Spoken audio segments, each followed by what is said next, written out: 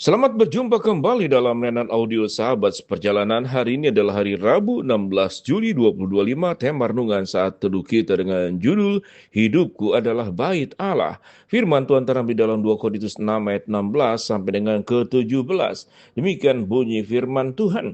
Apakah hubungan bait Allah dengan berhala? Karena kita adalah bait dari Allah yang hidup menurut firman Allah ini. Aku akan berdiam bersama-sama dengan mereka dan hidup di tengah-tengah mereka dan aku akan menjadi Allah mereka dan mereka akan menjadi umatku. Sebab itu, keluarlah kamu dari antara mereka dan pisahkanlah dirimu dari mereka, firman Tuhan. Dan janganlah menjamah apa yang najis, maka aku akan menerima kamu. Mari kita berdoa. Bapa yang di dalam surga, biarlah kami bisa memahami hidup kami, diri kami, tubuh kami, dari atas kepala sampai ke ujung kaki. Semuanya adalah bait Allah yang kami harus jaga kebersihan, kekudusan, kesuciannya. Dalam nama Tuhan Yesus kami berdoa. Amin. Shalom sahabat seperjalanan yang dikasihi Tuhan. Kalau hidup kita itu disebut sebagai bait Allah, maka berarti di sana Allah bertata. Kalau kita tahu dengan jelas bagaimana tatkala kita menyambut tamu saja, tamu yang akan tahu dengan jelas akan masuk ke rumah kita, maka salah satu yang dipikirkan oleh kita adalah memastikan rumah itu bersih, jangan berantakan, jangan banyak sampah, jangan juga berbau, dan kemudian ditata sedemikian rupa sehingga layak untuk dikunjungi oleh tamu. Itu adalah rumah fisik. Nah, kalau tubuh kita itu adalah bait Allah di mana Allah bertata, tidak hanya berkunjung, Allah tinggal bersama-sama dengan kita sepanjang hidup kita. Apa yang kita lakukan? Maka kita akan berjuang sehingga bagaimana rumah itu menjadi rumah yang nyaman di mana Allah kemudian tinggal dan bertata di atas hidup kita. Kita akan buang sampah, kita akan bersihkan semua debu-debu, kita akan tata rapi supaya enak dipandang, kita akan buat ventilasi rumah itu menjadi ventilasi yang sehat. Tidak ada kemudian barang-barang lama yang tidak berguna, yang kemudian menjadi tidak indah pemandangan untuk datang ke rumah. Karena sahabat seperjalanan dalam pelayanan sebagai seorang hamba Tuhan dan sebagai pendeta puluhan tahun, terkadang saya berkunjung ke rumah, ada rumah yang sangat berantakan luar biasa. Di mana-mana debu, barang-barang yang sudah tidak berguna bertumpuk, ada di meja, ada di bawah meja, ada yang di atas lemari, ada yang di bawah kursi, bertumpuk sampai untuk jalan pun susah sedemikian rupa dan penuh dengan debu. Sewaktu kita masuk ke rumah seperti demikian saja, kita yang berkunjung saja itu tidak nyaman. Tetapi yang aneh, tuan rumah yang bersangkutan nyaman-nyaman saja. Di dalam hal ini kita bisa belajar. Kalau kita sudah terbiasa kotor, terbiasa jorok, terbiasa kemudian mencium bau yang itu bau yang buat orang baru itu menyengat dan tidak nyaman. Tapi kalau kita sudah terbiasa hidup dengan kotor, dengan berantakan, dengan jorok, maka biasanya kita merasa itu bukan lagi gangguan. Bukankah kehidupan orang-orang yang di dalam keberdosaan seperti demikian? Dosa bukan lagi gangguan, bahkan nyaman-nyaman saja, tenang-tenang saja.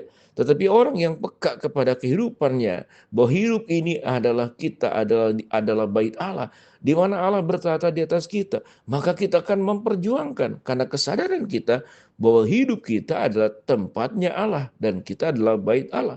Tetapi kalau kita tidak punya kesadaran, kita akan membawa semua dosa ke dalam kehidupan kita. Yang siogianya itu tentu, dosa itu akan membawa kita kepada kematian. Dosa itu akan membawa kita kepada penghakiman. Kita kemudian tenang-tenang saja dengan semua dosa-dosa yang ada. Tetapi orang yang memahami hidup kita adalah bait Allah, dia akan berjuang menjaganya dengan baik. Ayat ke-16 berkata, apakah hubungan bait Allah dengan berhala? Karena kita adalah bait dari Allah yang hidup menurut firman Allah ini. Aku akan diam dengan mereka dan hidup di tengah-tengah mereka, dan aku akan menjadi Allah mereka dan mereka akan menjadi umatku. Digambarkan tentang bagaimana bait Allah itu dengan berhala. Kalau berhala berarti kita menyimpan berhala itu dalam hidup kita. Kita mempersilahkan bukan Tuhan yang masuk dalam hidup kita, yang memimpin kita. Bahkan lebih tepat kalimatnya adalah yang menjajah, menguasai kita. Sehingga kita tidak punya kehendak. Kehendaknya hanya harus terus mengikuti akan perbuatan dosa yang ditawarkan oleh kegelapan. Kalau hidup kita adalah bait Allah, maka dari atas kepala sampai ujung kaki adalah bait Allah. Mata kita adalah bait Allah. Oleh sebab itu, melihatlah dengan cara benar. Jangan melihat dengan tatapan menghakimi. Jangan melihat kesalahan orang lain sampai lupa untuk melihat diri sendiri. Mari kita juga pergunakan telinga kita, karena telinga kita juga adalah bait Allah. Jangan untuk setan, suara kegelapan kita dengar baik-baik, kita ikuti. Tapi suara Tuhan menjadi sayup-sayup, bahkan hilang, tidak terdengar sama sekali. Mengapa? Karena telinga kita lebih terbuka kepada nasihat-nasihat keburukan dan kejahatan daripada nasihat dan juga pimpinan dan bimbingan Tuhan. Kalau kita berbicara tentang mulut, mulut ini juga adalah bait Allah. Oleh sebab itu berbicaralah yang baik, berbicaralah yang bijaksana. Jangan menghakimi, jangan membahas kesalahan-kesalahan orang lain. Karena kita sendiri pun juga punya salah dan kelemahannya masing-masing. Suatu kita kemudian berbicara tentang bait Allah itu adalah tangan. Biarlah tangan kita menjadi tangan yang menyampaikan, menyalurkan kasih Allah. Bukan tangan yang menumpahkan darah. Bukan tangan yang menyakiti orang lain. Bukan tangan yang melakukan KDRT kepada keluarga sendiri. Itu yang disebut dengan bait Allah. Kita kan jaga baik-baik. Kita juga sama dengan kaki kita. Kita menjadi orang yang bisa melangkah kemana saja. Tapi pastikan bahwa hidup kita itu ada di dalam jalan Tuhan. Tidak menyimpang ke kanan dan ke kiri. Apalagi kita hidup sesuai dengan perintah kegelapan. Dan kita meninggalkan Tuhan. Sahabat seperjalanan, hidupku adalah bait Allah.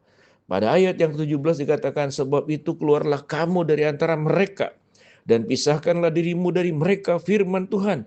Dan janganlah menjamah apa yang najis, maka aku akan menerima kamu. Firman Tuhan berkata, jangan menjamah yang najis. Kata najis di sini itu diuraikannya itu bisa sangat dalam. Kalau kita berbicara bangkai binatang itu najis, najis dalam artian karena sudah banyak kuman. Itu yang disebut dengan najis. Berhala itu najis. Artinya apa? Kita sedang prioritaskan berhala dan tidak memprioritaskan Tuhan di dalam kehidupan kita. Maka itu boleh dikatakan adalah juga najis. Sehingga kalau kita baca kembali ayat yang ke-16 sampai 17, apakah hubungan bait Allah dengan berhala? Karena kita adalah bait dari Allah yang hidup menurut firman Allah ini. Aku akan diam bersama-sama dengan mereka dan hidup di tengah-tengah mereka. Aku akan menjadi Allah mereka dan mereka akan menjadi umatku. Sebab itu, keluarlah kamu dari antara mereka dan pisahkanlah dirimu dari mereka, firman Tuhan. Dan janganlah menjamah apa yang najis, maka aku akan menerima kamu. Firman Tuhan berkata, jangan menjamah yang najis, karena aku akan menerima kamu. Karena sewaktu kita bertemu dengan Tuhan, semua dosa tidak bisa dibawa, harus diselesaikan. Biarlah kita tidak hanya menerima kasih pengampunan Tuhan, tetapi juga kita secara aktif bagaimana kita memperjuangkan hidup kita untuk menjadi lebih baik. Allah mencintai kita, mengampuni kita satu hal. Tapi bagi kita yang berbuat dosa, berbuat salah, maka memperbaiki kehidupan menjadi lebih baik, itu pun harus diperjuangkan secara seimbang. Dengan demikian sahabat seperjalanan, ingatlah hidupku adalah bait Allah yang bertata di atas seluruh organ tubuh kita, di atas mimpi, harapan, dan juga segala sesuatunya. Maka Tuhanlah sebagai pemimpin dalam hidup kita dan kita adalah baitnya Allah. Dengan demikian sahabat seperjalanan, biarlah hidup kita sungguh-sungguh tahu dengan jelas apa yang kita prioritaskan dan apa yang bukan prioritas, dan kita lepaskan yang prioritas kita kejar, kita kemudian jalani dengan pertolongan Tuhan. Mari kita berdoa. Bapa dalam surga, terima kasih buat kebenaran firman yang kami pelajari. Hamba-Mu berdoa buat sahabat seperjalanan yang sakit, Tuhan jamah sembuhkan.